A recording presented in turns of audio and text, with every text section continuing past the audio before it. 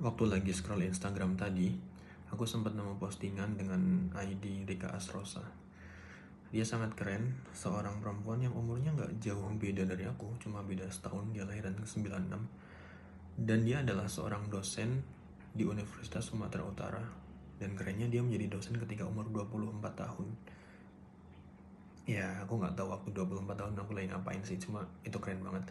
Dan kerennya lagi, dia diterima LPDP kemudian melanjutkan kuliah di Universitas College London mengambil jurusan Material Science, lulus sebagai magister, dan sempat putus harapan karena dia disuruh pulang ketika COVID oleh LPDP dan nggak bisa ngelanjutin atau dapat kerja di sana. Kemudian daftarlah dia di Universitas Sumatera Utara sebagai dosen tetap. Tapi yang keren lagi, dia nggak putus dan dia nggak berhenti akan mimpinya. Dia tetap melanjutin mimpinya. Kan beberapa orang kayak aku sendiri lah, contohnya ketika udah sampai di titik kayak yang udah males ngelanjutin, tapi dia nggak. Ternyata dia masih ngelanjutin mimpinya. Dia nyoba lagi daftar LPDP dan daftar S3 di Universitas College London, dan luar biasanya dia keterima lagi. Dia sekarang udah lulus menjadi seorang PhD dengan jurusan Advanced Material Science. Dan di postingannya dia ngasih tahu bahwa dia diliput oleh media Spanyol dan dijuluki sebagai researcher from Indonesia. Ya, itu suatu title yang cukup keren sih. Bedanya nggak cukup jauh umurnya, tapi secara pencapaian dia luar biasa, udah sangat jauh. Dan project yang sedang dia lakuin sekarang adalah dia membuat alat di bidang science bio, nggak tahu apa namanya, di bidang science yang fungsinya untuk mendeteksi gejala awal demensia, dimana itu sangat keren menurutku. Di postingannya dia nulis, di saat banyak orang sibuk berdebat tentang kontribusi seharusnya seperti apa, bagiku pengabdian sudah hadir sejak lama dalam bentuk karya di hatiku. Dari tulisan itu menunjukkan bahwa emang dia cukup luar biasa dalam mengejar mimpinya. Aku tadi sempat baca juga bahwa dia sempat hampir putus kuliah, dan bahkan orang tuanya sendiri yang bilang bahwa dia harus putus kuliah karena keadaan ekonomi yang gak mencukupi.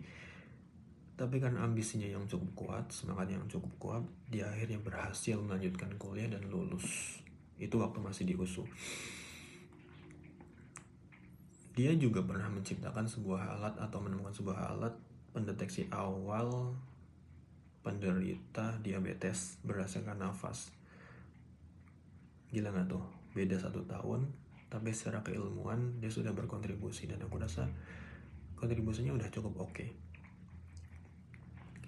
Di tulisannya dia bercerita tentang pertemuannya dengan seorang yang bernama Pak Sumarno, di mana dia kesulitan untuk menjadi seorang biasa yang bisa menerima layanan kesehatan dan fasilitas seperti orang pada umumnya. Tapi si Pak Sumarno ini ternyata tidak mendapatkan hal itu. Dia nulis di postingannya, yang paling membekas bukan soal keadaannya Pak Sumarno, melainkan ceritanya. Beliau sering berkata padaku, sulit sekali rasanya jadi orang biasa di negeri ini, bahkan untuk mendapat fasilitas dasar pun harus kuat dan sabar. Itulah yang kemudian bikin dia tumbuh semangatnya untuk ngejar mimpi. Itu adalah titik balik dia di tengah semua mimpi akademik dan ambisi karir. Aku diingatkan kembali bahwa ilmu seharusnya berpihak pada mereka yang paling membutuhkan, dan bahwa kontribusi sejati adalah ketika karya dan pengetahuan bisa menyentuh hidup orang-orang seperti Pak Sumarno. Hari ini, aku mungkin sedang membangun perusahaan ilmiah di kota Spanyol, tapi hatiku masih tertinggal di gang kecil tempat Pak Sumarno tinggal.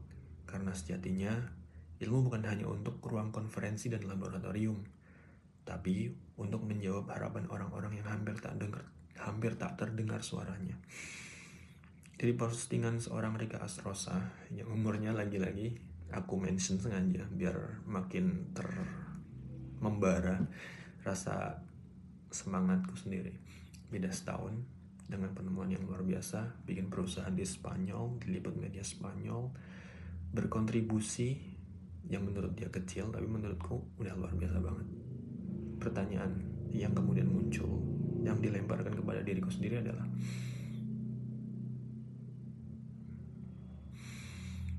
terus kontribusi yang bisa aku berikan kepada Indonesia, kepada dunia apa? Apakah sudah cukup nyari duit banyak terus dinikmati sendiri?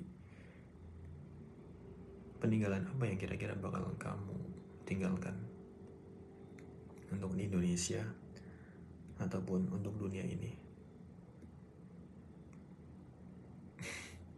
Kalau kamu sendiri, kira-kira peran apa yang pengen kamu ambil dan kontribusi apa yang pengen kamu kasih? Ya bukan untuk Indonesia, paling gak untuk dirimu sendiri atau orang-orang di sekitarmu.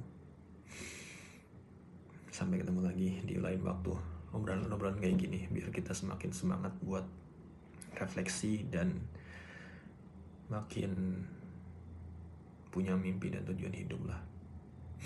Bye-bye.